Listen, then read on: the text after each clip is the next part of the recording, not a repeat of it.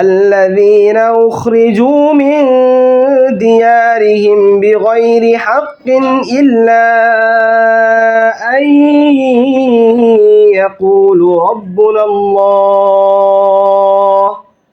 ولولا دفع الله الناس بعضهم ببعض لهدمت صوامع وبيع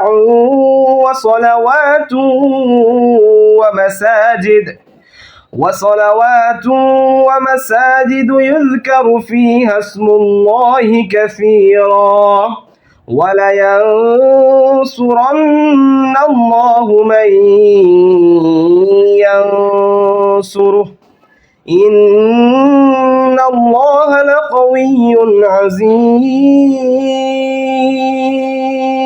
তাদেরকে তাদের ঘরবাড়ি হতে অন্যায়ভাবে বহিষ্কৃত করা হয়েছিল শুধু এই কারণেই যে তারা বলে আমাদের রব আল্লাহ।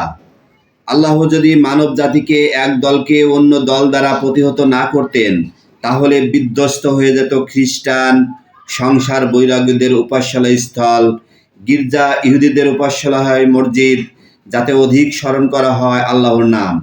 নিশ্চয়ই আল্লাহ তাকে সাহায্য করেন যে নিজেকে সাহায্য করে। নিশ্চয়ই আল্লাহ শক্তিমান, পরাক্রমশালী।